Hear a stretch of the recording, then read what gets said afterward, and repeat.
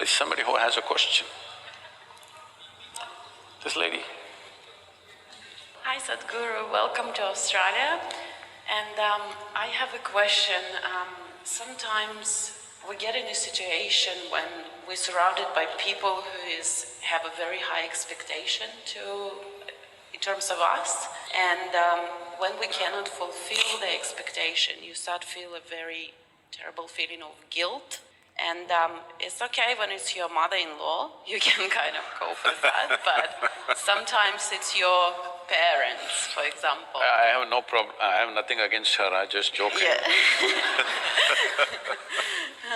And sometimes it's the people who's very close to you, like your parents, and you cannot really fulfill the expectation because you would like to do in your life what you want to do, and obviously it's not what they want.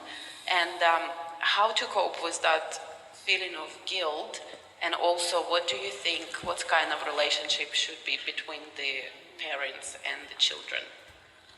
Thank you.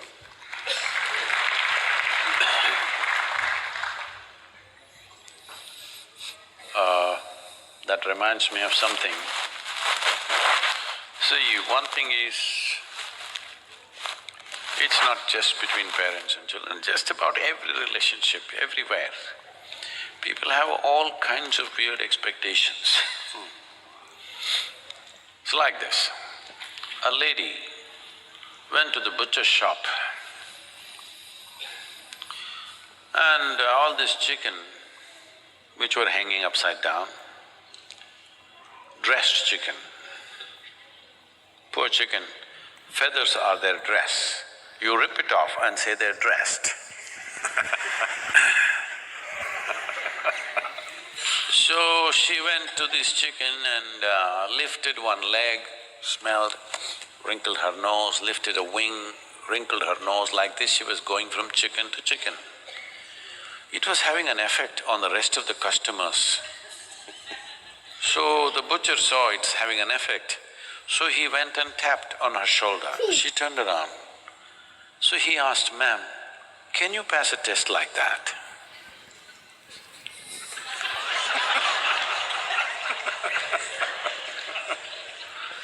So a whole lot of people are always busy putting everybody to tests that they themselves cannot pass. Especially parents. Parents think all the things that they could not do, they must achieve through their children. So they should have bred racehorses. I want you to understand this. Children are not your property. It's a privilege, another life came through you. You must enjoy it. Do your best to nourish it. What it becomes is not your business. Your business is to support it, create a wonderful atmosphere around it, create an ambience where it grows well. I'm using the word it consciously. Like a tree, like a plant, you just create the nourishment that it needs, it grows. Well, is it going to bear apples, pears, mangoes, or just flowers, or just nothing? We don't know. Only thing is, your wish is, they must grow to their full potential. They are not an extension of your ambitions. They're not, and they need not be. So, this is because people think they own their children. No, they're not your property. I think these days they're telling you, older generation hesitated to say this. This generation, by the time they're 10, they're telling you, "You got no business to tell me what to do." So does it mean to say you don't say anything to them? No, it's your business to see, because if you don't guide them, somebody else will on the street. Or somebody will do it long distance on the internet, all kinds of creatures are out there. All right.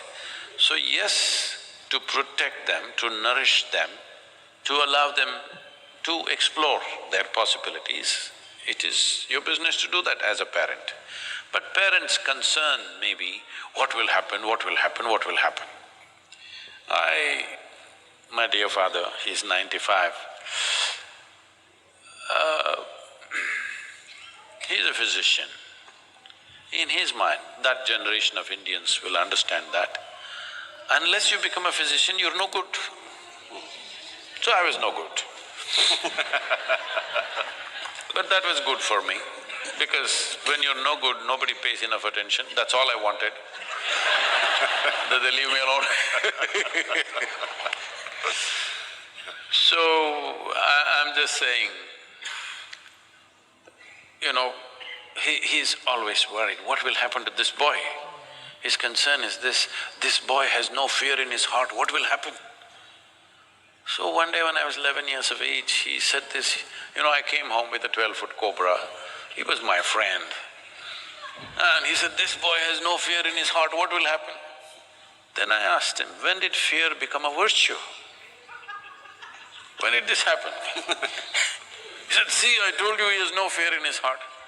I said, that's fine, but when did fear become a virtue? Why is it like this? Why fear, anger, all these things have become virtues, is it?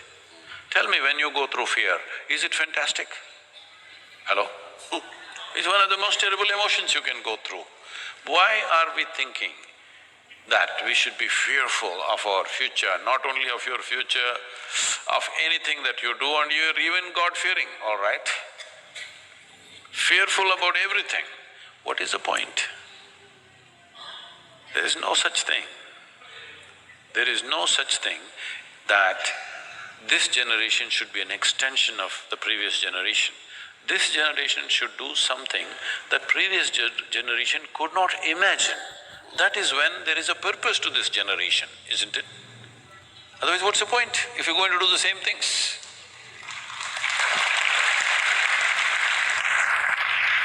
Well, if you want to do something that you really want to do, if you think you're going to do it with everybody's approval, I'm sorry, life doesn't happen that way. It is just that whatever the hell you want to do, just do it well. Once there is success, your parents and your uncles and your aunts, everybody says, wonderful. All right. They want success, they're only afraid. They have every right to be concerned about you. They have every right, because they brought you up. They're concerned whether you will do well or not. They have every right to be concerned. But that concern should not become control.